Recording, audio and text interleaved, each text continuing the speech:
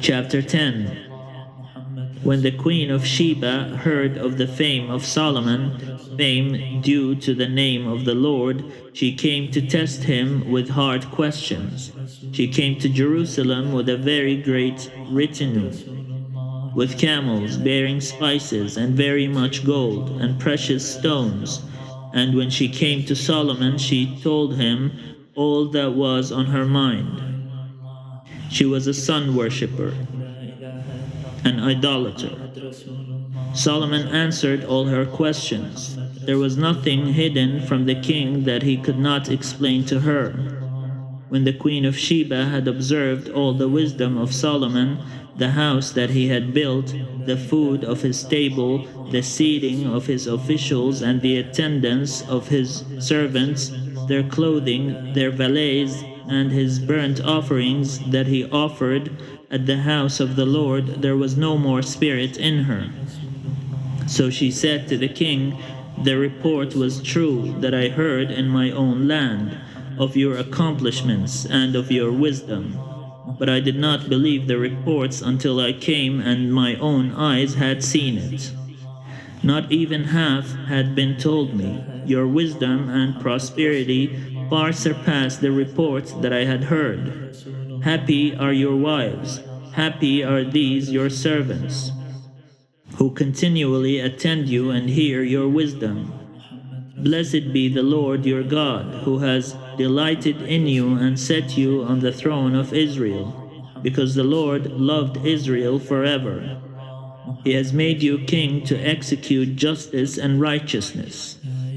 Then she gave the king 120 talents of gold, a great quantity of spices and precious stones.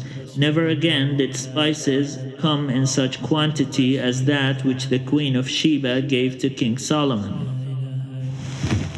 Moreover, the fleet of Hiram, which carried gold from Ophir, brought from Ophir a great quantity of almug wood and precious stones.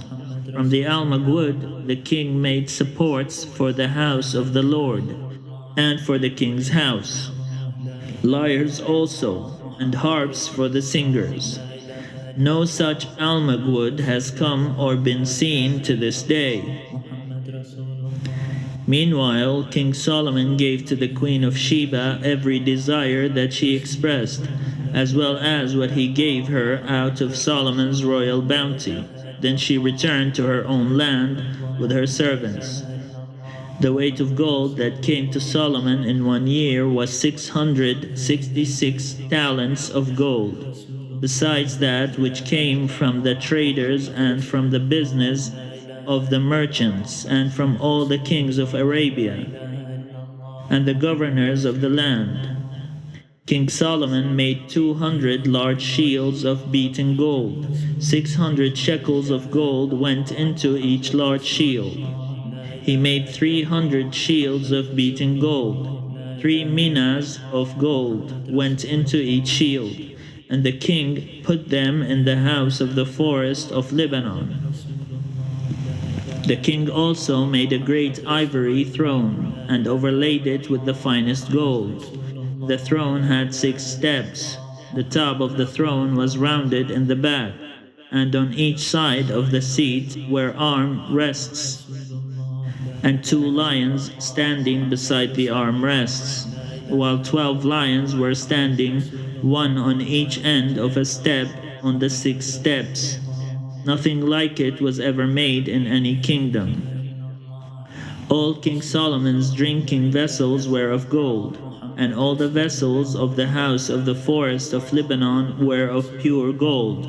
None were of silver.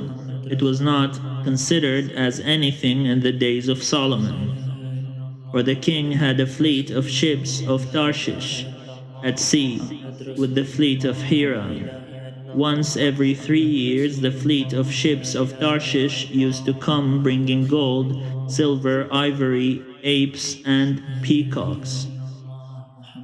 Thus King Solomon excelled all the kings of the earth in riches and in wisdom.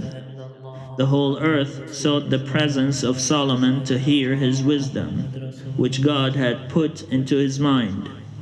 Every one of them brought a present, objects of silver and gold, garments, weaponry, spices, horses, and mules, so much year by year.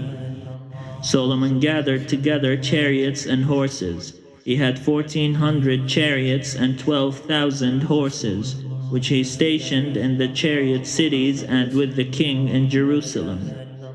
The king made silver as common in Jerusalem as stones, and he made cedars as numerous as the sycamores of the Shephelah. Solomon's import of horses was from Egypt and Kue, and the king's traders received them from Kue at a price.